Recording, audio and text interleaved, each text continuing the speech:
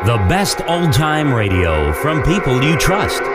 The Radio Nostalgia Network, where the oldies are still young. In the dream, you are falling, lost in the listening distance, as dark locks in. One pepperoni with mushrooms. Any side orders with that, Doc? No, thanks. We're real busy right now, so it'll be 45 minutes. Okay for you? Yeah, sure. I'll come back around 9. Doc, I saw in the paper about your little boy. I'm real sorry. As I left the pizzeria, it suddenly occurred to me that I was in walking distance of Pleasant View, where Gage was buried. I had time to kill. All these little plots in their neat, regular rows. Real estate for sale. One-room apartments. No headstone yet. Just a neat rectangle of bare earth.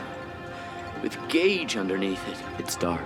The gate's unlocked. You could easily come back here with a pick and shovel. Oh, yeah, and be charged with vandalism, grave robbing, lose my job? You're talking about jobs? You could bring Gage back. Your son could live again. I'm supposed to believe that? You've seen church, and you believe Judd's story about Timmy Baderman. Including the part about Timmy Baderman being transformed into some sort of all-knowing demon? You don't really believe that. Okay, say Judd was exaggerating that. Think of church now. Nasty, graceless, muddled. That day with the kite.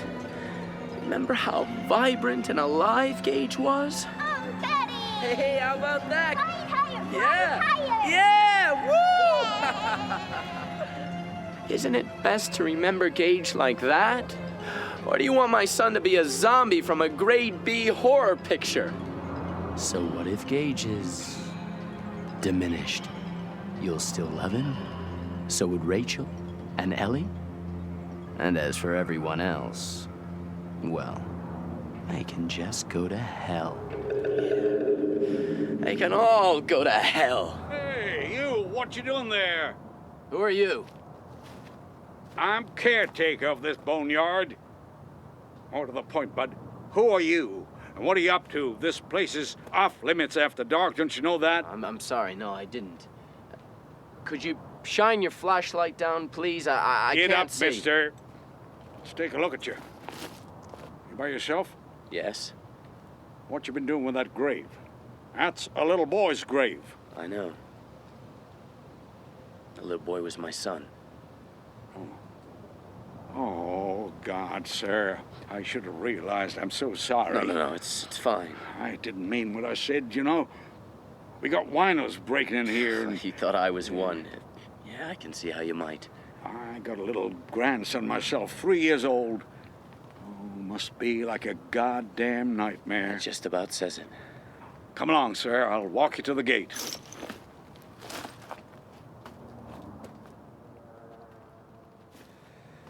So, time you punch out of here? I get off here at 11. There's no one here all night then? Isn't that risky? I mean, you said there were drunks. Plenty of cop cars patrolling this neighborhood. They keep an eye on things. Oh, good. That's good. Don't you worry, sir. Your little boy will rest safely here till the end of time.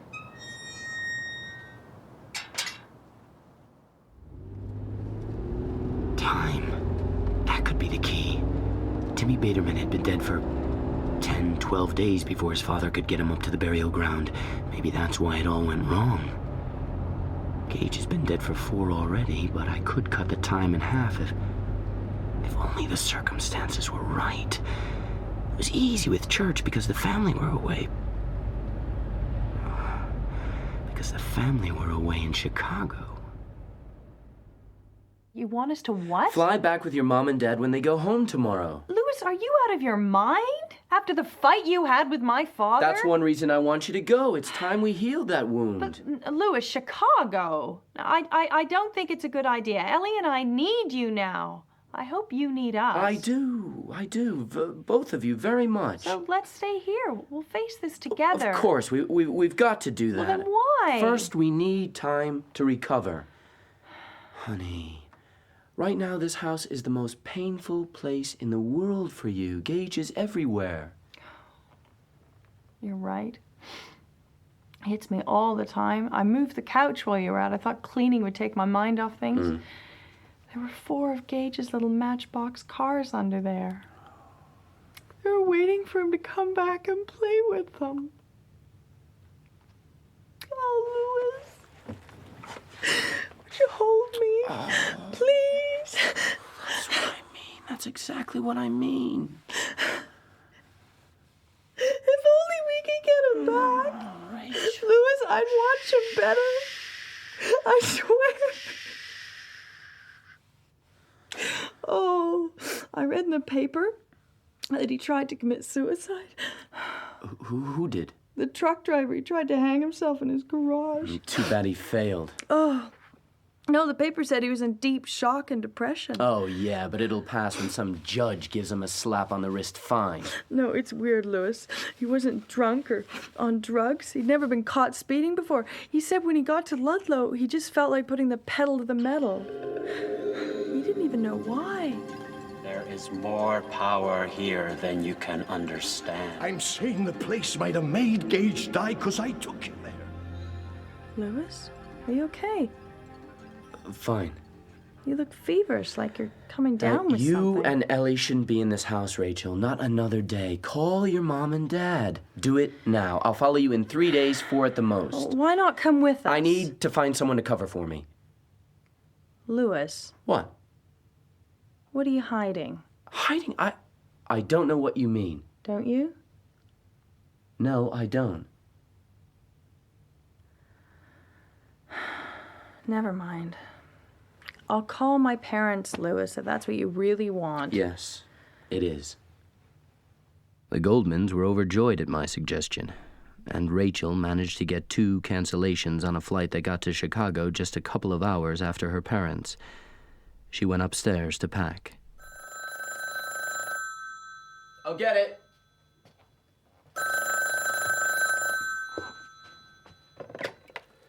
Louis Creed. Louis, this is Irwin. I'll call Rachel. No, I phoned to talk to you, Louis.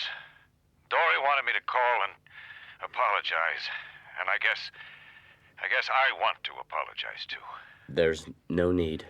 What I did at the funeral home was shameful.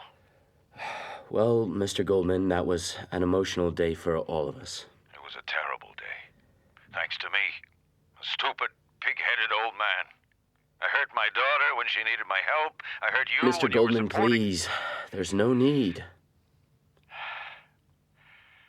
Rachel probably told you we had another daughter. Zelda.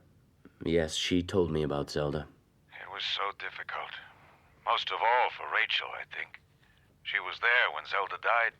I heard about that. But it was hard for Dory and me, too. Dory almost had a breakdown. Did she? And ever since, we've clung to Rachel, tried to protect her, to make up for not being there. Please, Mr. Goldman, Irwin, no more. Please, I can't take any more. Let me apologize, Louis, please. That's what I called to do. Suddenly I had this great idea. I'd let Gage lie in his Pleasant View grave. Instead of opening a door that had closed, I'd lock it and throw away the key. I'd do exactly what I told Rachel I was going to do. Tidy up here, then fly to Chicago. Spend summer there with Rachel and Ellie. In mid-August, we'd come home and start afresh. Begin weaving our lives again from new thread. Would you help me shut the lid? Let's hope it doesn't spring open in the baggage hold. I'll take it downstairs. Louis. What? Are you sure there's nothing you want to tell me? God's sake, hon. What do you think I'm gonna do? Creep off to a bordello, join the circus? What? I don't know, but this feels wrong. It's like you're trying to get rid of us. Rachel, that's ridiculous. You were never a good liar, Lou. Why would I lie? Ellie dreamed you were dead last night. Did she?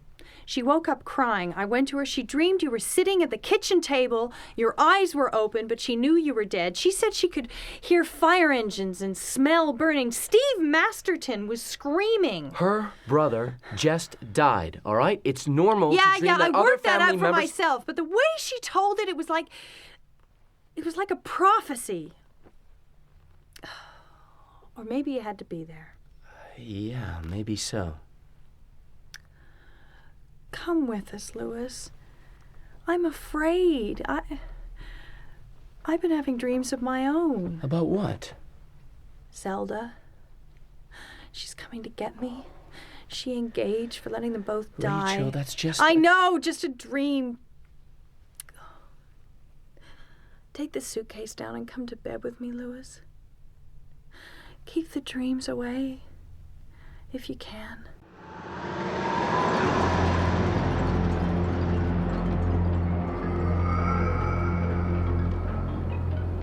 Rachel, you awake? Yeah.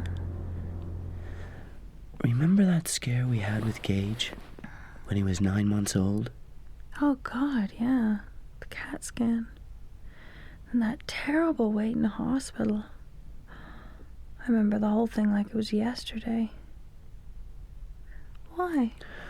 Well, if things had turned out differently, if it hadn't been a false alarm, could you still have loved him? What a weird question, Louis. No, could you? Yes, of course. I'd have loved Gage no matter what. Even if he was retarded? Damaged? Yeah. Louis, why are you asking me this now? I guess I was just thinking about Zelda. Let's go to sleep. You gotta be up early to catch that plane. I'll check the bags. Okay, hon. So, Ellie, you think you're gonna have a good time in Chicago? No. No, why not? Well, last night I dreamed we were at Gage's funeral, and the funeral man opened his coffin and it was empty. Then I was at home and I looked in Gage's bed, and that was empty too. But there was dirt in it. Well, they're just dreams, Ellie. Just dreams. I wish you were coming with us, or that we were staying here. Can we stay, Daddy, please? I don't want to go to Grandma and Granddad's. I just want to go home. Please, Daddy, please. It's only for a little while, Ellie. I've got things to do here. Then I'll be with you, and we'll all be together. As I left the airport, I knew for the first time with absolute certainty that I was going to go through with it. I was going to resurrect my son. I drove across the Penobscot Bridge into Brewer and parked outside Watson's Hardware. Can I help you, sir? I'd like a flashlight, biggest you've got, and something to hood it with. Oh, gonna jacklight a few deer tonight. I've got a septic tank to dig up. Seems I'm in violation of the zoning ordinances. If I'm caught, it'll mean a hefty fine. I see. You could hood this with a piece of felt. Poke a hole in it. It'll cut down the beam. Can you sell me the felt? Sure. I also need a pick and a shovel, 4 yards of rope, and a canvas tarpaulin, say 8 by 8. It wouldn't be dark for hours, but I couldn't go home in case I met Judd. If he saw I was alone, he'd be suspicious. So I drove back to Bangor and checked into a motor lodge not far from the Pleasant View Cemetery. No luggage, Mr. Cobain? Oh, I've got luggage. Right now it's on the plane to New York. Damn baggage handlers. Oh, no. As I lay back on the bed in that anonymous motel room, I felt unplugged from everyone and everything that was dear and familiar to me. Family, friends, work. I closed my eyes, and the faces loomed. Rachel, Judd, Ellie, Steve. And suddenly a bizarre thought struck me. Before I saw any of those faces again, I would see the face of my son. Help me. It's Gage. Ellie, wake up. Come on. Mommy's here. He's alive. Ellie? Got the knife from Daddy's bag. Ellie. Anything I can do, ma'am? No, I don't think so. She's just having a bad dream. Don't let him get Daddy. Hey. Don't let him get Daddy. Ellie, it's okay. You're with me. Come on, you're on the plane. We'll soon be in Chicago. You're safe, Ellie. Oh, Ellie, you're safe. I lay there and went over the plan in my mind. I studied it from all angles. Okay. Tonight, sometime after 11, I break into Pleasant View Cemetery and dig up the grave. I raise the grave liner, remove Gage's body from his coffin, wrap it in the tarp, and drive home and take a long walk in the woods. What about after, when Gage comes back? He returns. A little slow, maybe. He might be okay, just as he was. It's possible. But still Gage, your son, Ellie's brother. But what if some sort of monster comes back? What then? Then you'll make a diagnosis. You're a doctor, for God's sake. You'll judge your ability to reintegrate Gage into the family based on what you see over, say, 24 hours. Yeah, and if I don't like what I see, if Gage comes back like Timmy Baterman, then you'll kill him. Kill Gage! It wouldn't be Gage. It'd be like destroying a rat-carrying plague. You'll give him, a shot of morphine. Take the body back to Pleasant View, rebury it, fly out to Chicago. No one will ever know. But it won't be like that. You know it won't. Gage will still be Gage. Suppose that's true. Gage passes his exam. What then? You'll leave Ludlow together, empty every bank account you have, fly somewhere. Florida, maybe. Check into a motel. Then you'll call Rachel. For God's sake, Louis, what are you doing in Orlando? Don't ask. Just bring Ellie and come. Now, this minute. You'll be waiting in the motel room. Rachel and Ellie will arrive in a rented car. Louis? Louis, are you there? Daddy, we're here! You'll bring Gage to the door, throw it open, and... But no matter how hard I tried, I couldn't imagine what came next. So I went over the plan one more time. Do you feel better now, honey? Not really. Ellie, what's wrong? Can you tell me? I don't know, but something's wrong. Something with Daddy. It was in my dream. About Gage. Or was it church? Tell me about your dream. I was in the pet cemetery. Pascal took me there.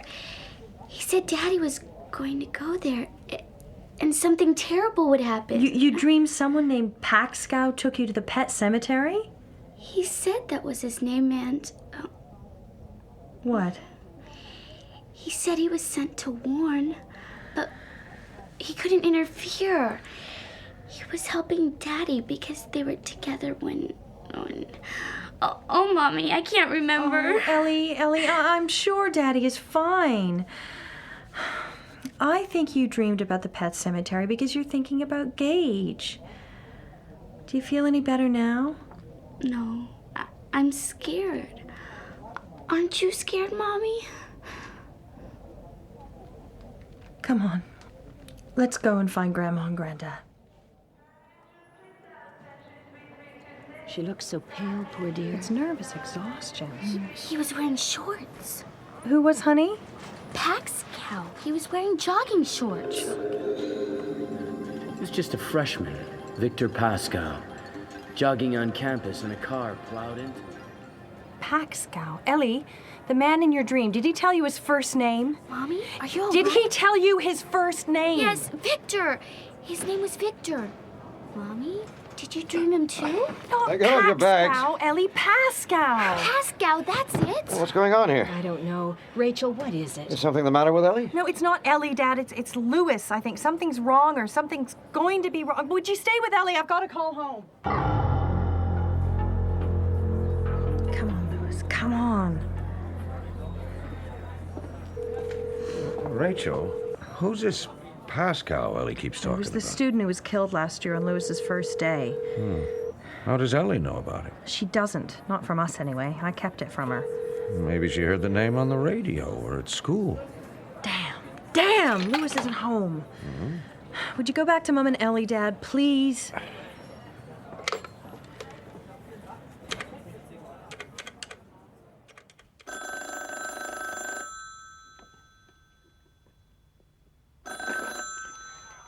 Judd Crandall speaking. Judd, have you seen Louis today?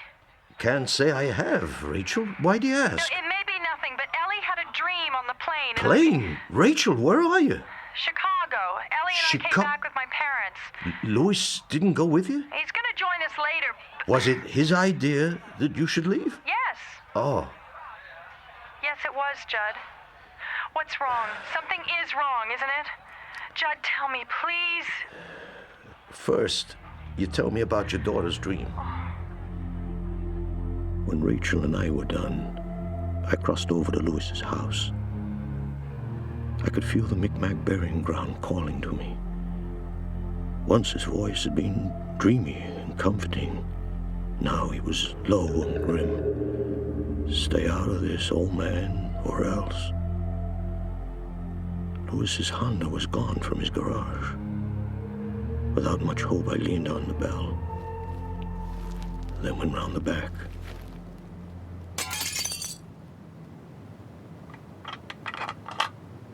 How about that? World's oldest burglar. Louis? Louis? I didn't find the worst signs. Gage's clothes folded and ready, his toys laid out like Christmas. Even so, the house had a sort of blank feel, as if it was waiting to be filled with, well, with something. I went home again, took a six-pack out of the fridge, sat in my window, and waited. Yeah, can I have that medium rare and fries and a salad? Would you like to see the dessert menu now, sir, or leave it till later?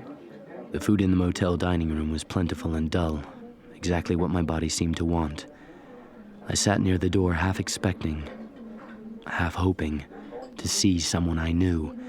That would lead to questions, complications, and maybe that's what I wanted, a way out. But I didn't see anyone.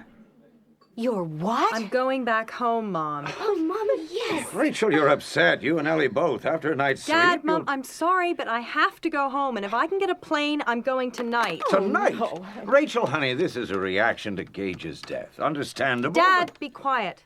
Would you believe? Can you understand it? I can. Delta Airlines, Kim speaking. May I help you? I have to get from Chicago to Bangor tonight. Can you check the connections? It's very short notice. Please, it's an emergency. Okay. Hold the line, ma'am. Don't let them stop you, Mommy. No way, kid. It's important, isn't it? Yes. Can you tell me any more?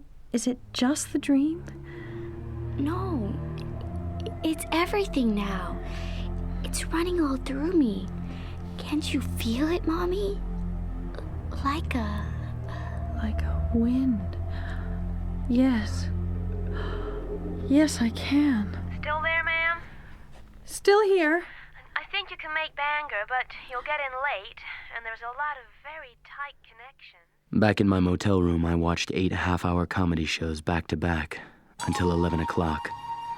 And I got off the bed and went out to do...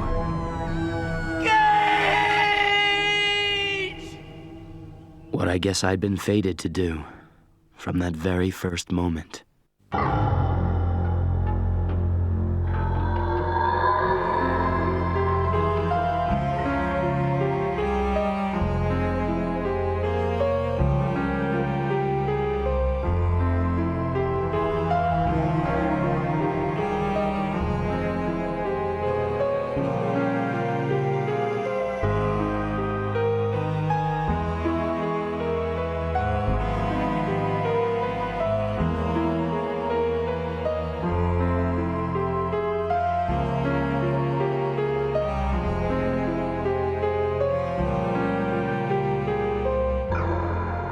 The tree-lined street that runs alongside Pleasant View Cemetery was deserted.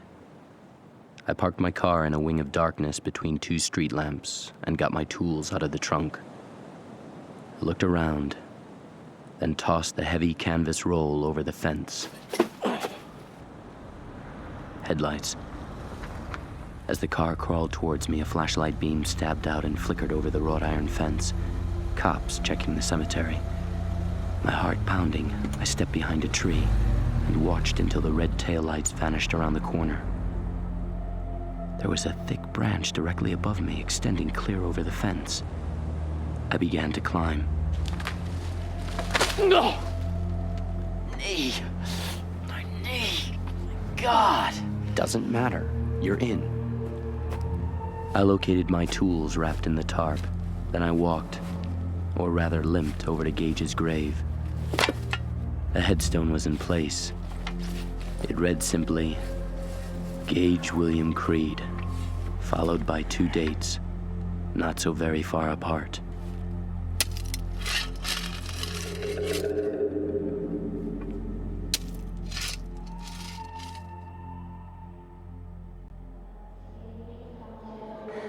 It's my flight. Take it. Oh, I'm sorry, ma'am. Portland flight's gone. Gone. It's gone. It rolled out onto the runway 3 minutes ago. If it's any consolation, ma'am, you made a hell of a good try. God. Oh, no. Oh. Seems like you really have to be in Portland, huh? Bangor. Changing planes in Portland. Why not rent a car and drive to Bangor? You'd be there by morning. I'd recommend a hotel, but if ever I saw a lady who looked like she really had to be somewhere... I'm that lady. Thanks!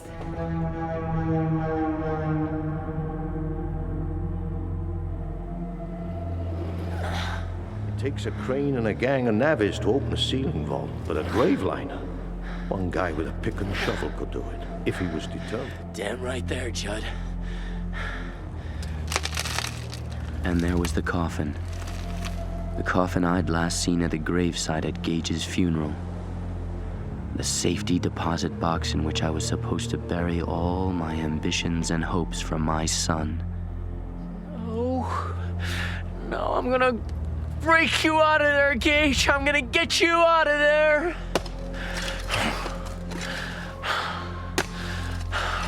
Whoa, what are you doing? Get a grip. Smash the catches with the spade. Open the lid. Gently. It's Gage in that box. God. His head is gone. No, that's impossible. Look again. Look again. It was some kind of moss, growing on Gage's skin, so dark it looked black. Gently I used my handkerchief to wipe it off. Gage, I'm gonna take you out of there now, okay? It'll be all right. I swear, Gage, this will end soon. I love you, son. Daddy loves you. I've no idea how long I sat there rocking my son in my arms. Eventually, I got up, laid Gage on the tarpaulin, wrapped it around him, and bound it with tape. Then I threw the grave liner into the hole and shoveled back the dirt. When Gage's grave looked more or less as it had before, I slung the tools over my shoulder, lifted the stiff canvas roll gently in my aching arms, and went to find a way out.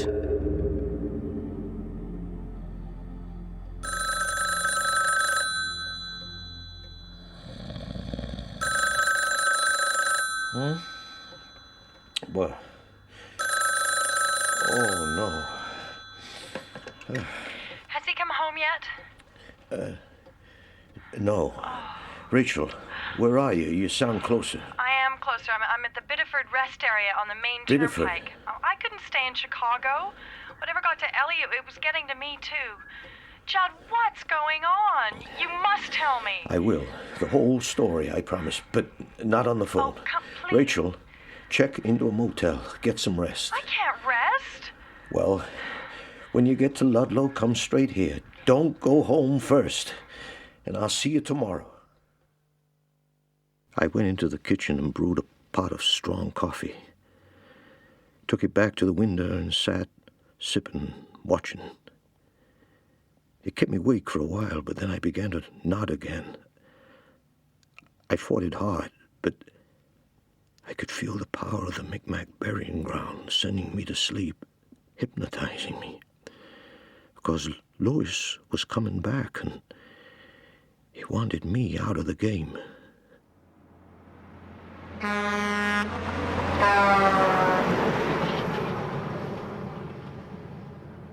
Half an hour after leaving Pleasantview, I turned off the highway and into my garage.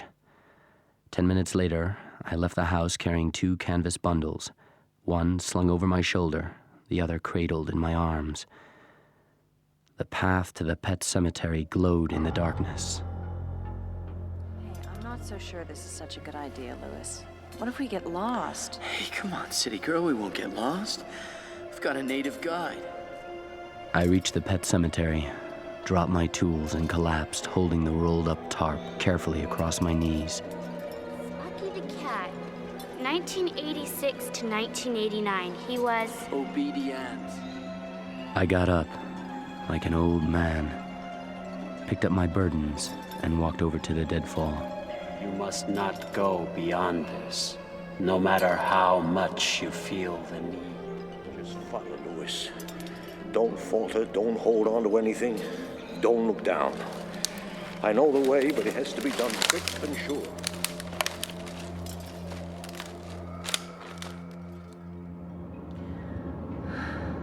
Next exit, Cumberland, Falmouth, Jerusalem's Lot.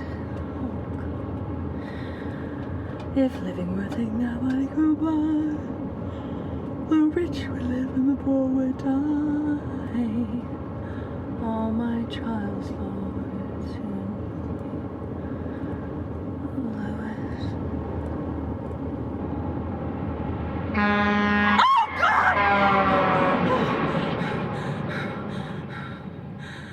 Oh, In some places, the path was so narrow I had to turn sideways to stop my bundle getting tangled in the brush. I seemed in the grip of a dream. Every so often, I looked down to check the body in my arms was a dead child in a tarpaulin, and not a dead cat in a green hefty bag. At last, my steps turned downward into the Little God Swamp. This is like the deadfall, Louis. Gotta go steady and easy. Keep our heads.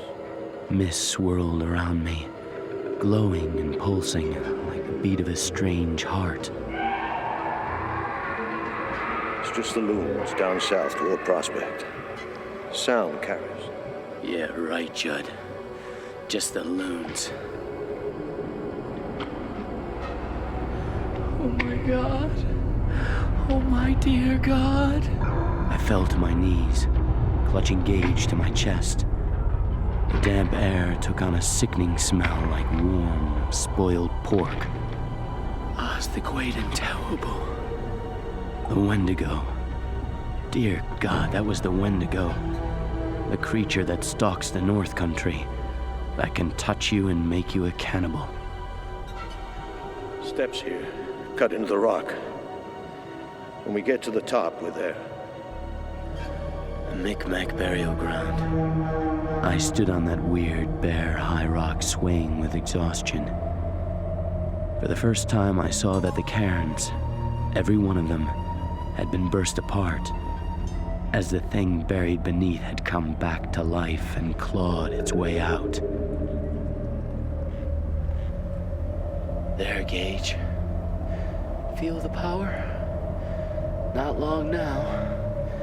Not long.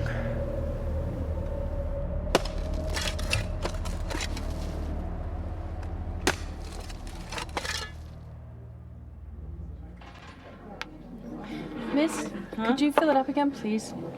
Never knew our coffee was addictive before. You must be onto your second gallon. Where is this? You don't know where you are? No, I've been driving most of the night. I kind of lost track. You're 2 miles out of Pittsfield. So, Bangor would be... 60 miles, straight up the road. I don't remember walking back from the burial ground any more than I did that first time with Judd. I've got a dim memory of the deadfall, and the next thing I knew, I was in my kitchen, with Church looking at me out of those dull yellow eyes. Go on, scat! Get out of here! I just wanted to fall straight into bed, fully clothed, sleep forever, and not dream. But first I opened my black bag. There were syringes and several ampules of morphine. I snapped the bag shut, put it by the bed, and slept.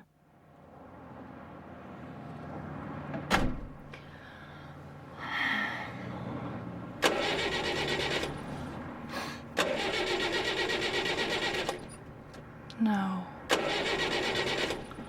No! Just before dawn, while I was still snoring in my chair by the window, there were footsteps outside Louis's room. Slow, clumsy. A smell came with them. A stench. Even asleep, Louis tried to turn away. A shadow entered his bedroom, opened Louis's bag, tossed aside drugs, bandages, syringes, till he found what he was looking for, then held it up. Yes. So that it gleamed silver in the early morning light. Then the shadow left and came to pay me a call.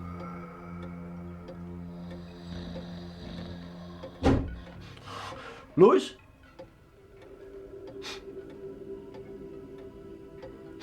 Oh, my God. Timmy Bateman. Gage? Gage, is that... No. Church. Scram. Get out of here. Think, you stupid old man. It's not too late. May have come back, but you can still kill it. A knife. You need a knife. It was then that Gage came into the room. Or what used to be Gage. Moss grew on his burying suit, fouled his white shirt.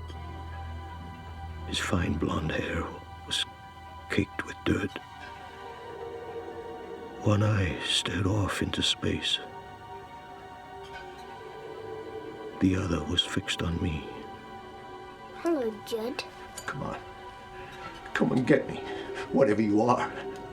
I've come to send your rotten old soul straight to hell. Yeah. Well, that's a place you know all about, ain't it? I've been there. I saw Noma. She's burning down there, Judd.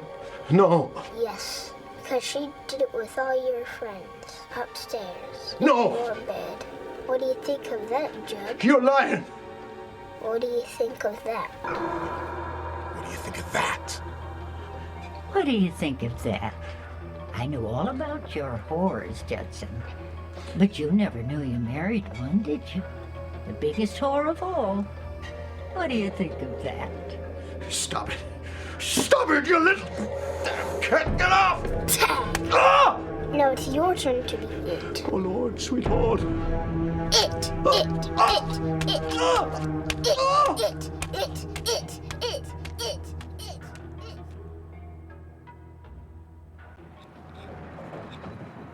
Okay, try it now, ma'am.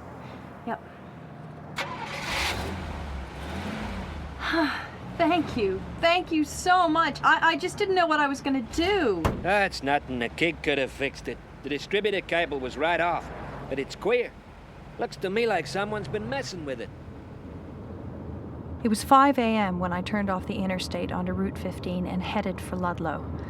The coffee had woken me up a lot. I wasn't the slightest bit dozy, but I had that crazy feeling that I was being manipulated. The cable coming off like that, holding me up just long enough. Long enough for what? Long enough for something terrible to happen. Be careful, Mommy. Please, be careful.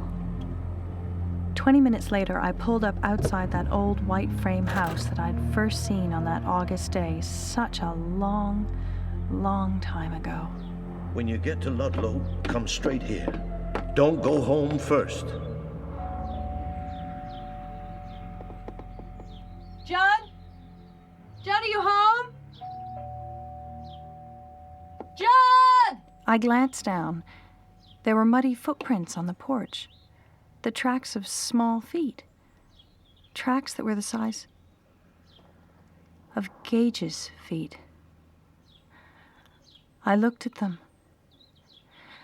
And I suddenly felt very afraid.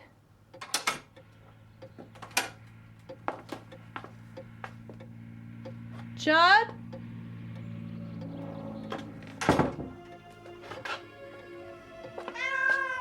Church? What are you doing in here? I backed away into a wall and a picture fell down. It was Oz the Great and Terrible. It smashed. And I ran out of the room screaming, Zelda's dead, Zelda's dead, Zelda's dead. Judd? Judd, where are you? Dreams about what? About Zelda.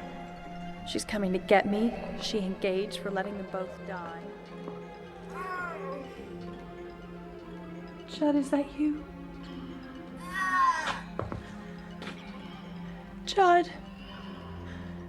I finally came back for you, Rachel, like I promised. Zelda.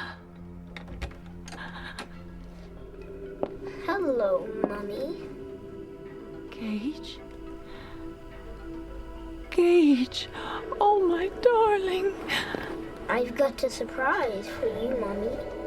A big, shiny surprise. Which hand is it in, Mummy? Come on, guess which hand.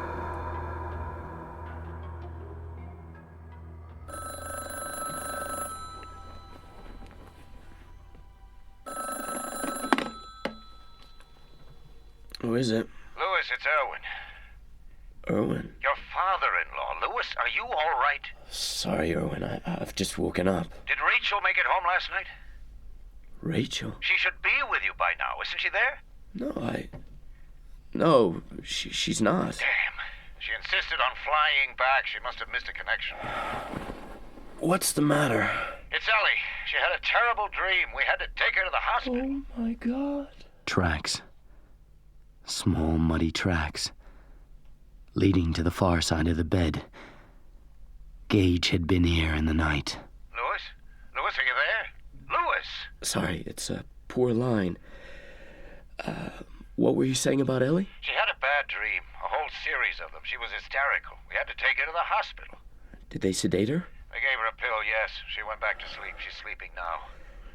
Did she say what scared her so badly? Ellie said... I gave Dory quite a turn. I can tell you she was almost hysterical herself. She said Oz, the Great and Terrible, had killed her mother. Just like that.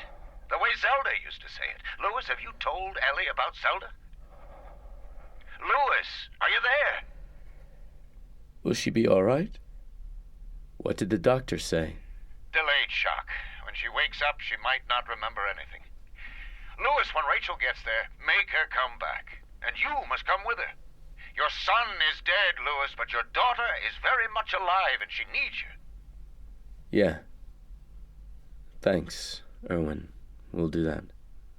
Just as soon as we can. Did Ellie say anything else? Only one other thing I could make out. She said, Pascal says it's too late. I hung up the phone. Gage's tracks led to my medical bag.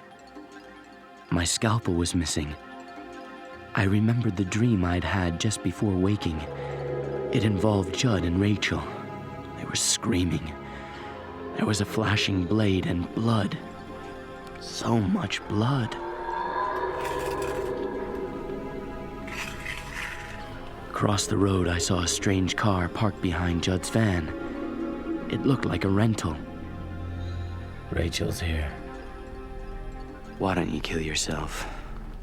You've got all you need in your bag. Needles, morphine. Why don't you do it? Now. I would. But I need this for something else. Gage is still out there.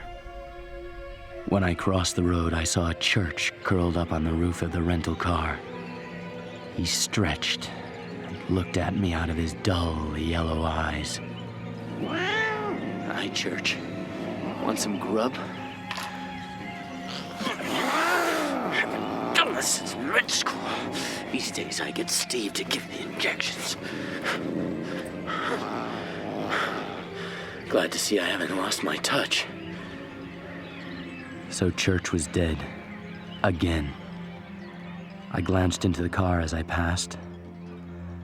Rachel's purse and scarf were on the seat. Gage? Gage? I followed the tracks. Grave dirt left by Gage's small feet, crisscrossed by paw prints in something dark and sticky.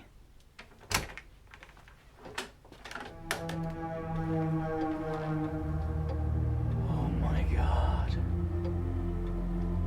Oh, Judd. I'm sorry. I'm so sorry. Judd Crandall. Live across the road. You're the doc, ain't you? Yes. Lewis Creed. This is my wife, Rachel. My daughter, Ellie, and the kid with the bee sting is Gage. Well, good to know you all. I'd once seen Norma take a linen tablecloth from a drawer. I found it now and spread it over Judd's body. Tiny petals of deepest scarlet began to stain the white lawn. Gage?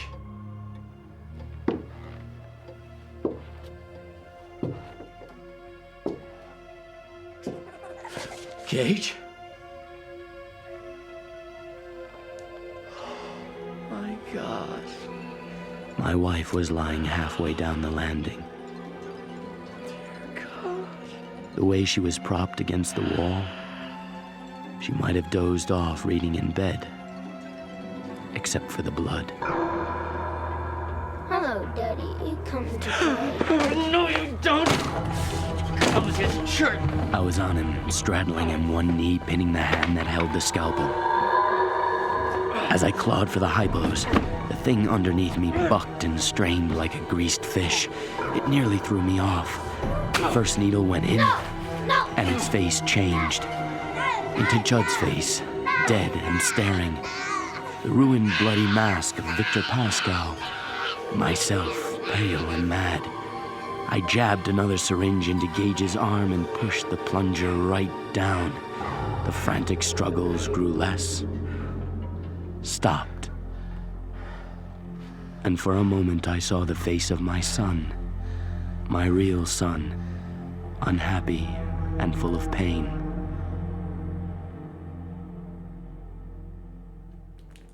Hush, little baby, don't you cry. You know your mama was born to die. All my trials, Lord, soon be over.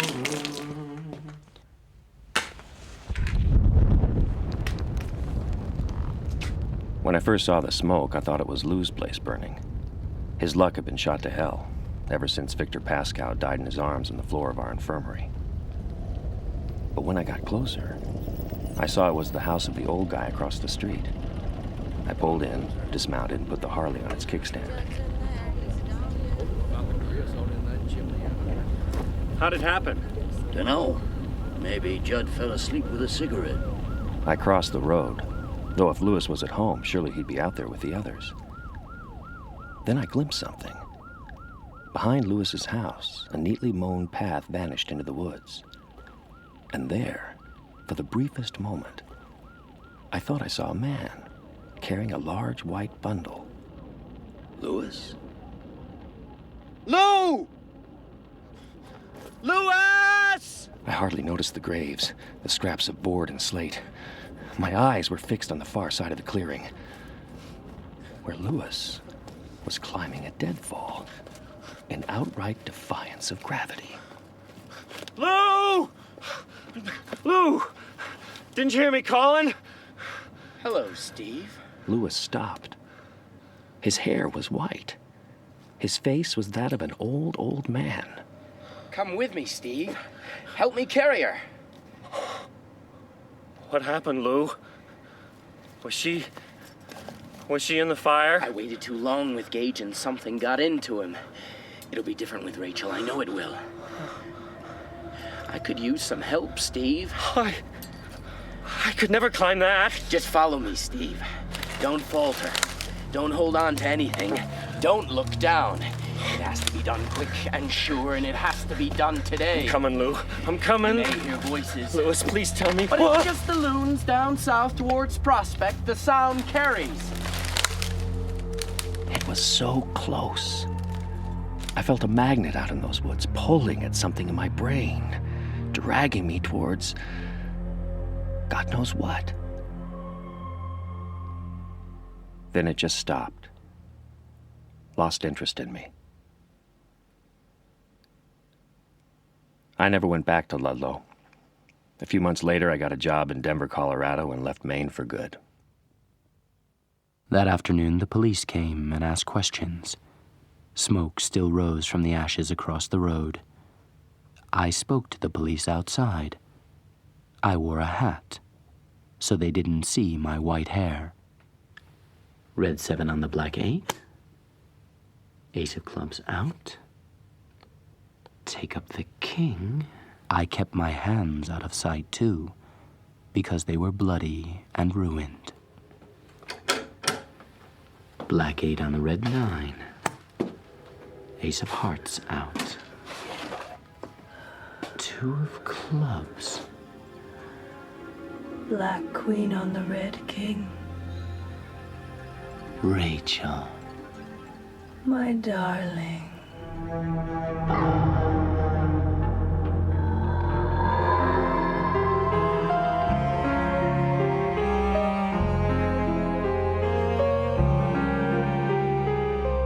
In Pet Cemetery by Stephen King, dramatized for radio by Gregory Evans, John Charion was Lewis, Bryony Glasgow, Rachel, Lee Montague, Judd, and Sarah Benishu, Ellie. Stuart Milligan was Steve, Helen Horton, Norma, Mark Bonner, Victor Pascal, and Alice Arnold, Holly. William Roberts was Erwin Goldman, Liza Ross, Dory, Kerry Shale, Timmy Bateman, Gordon Stern, Bill Bateman, and Alan Tilvan, Hannibal Benson.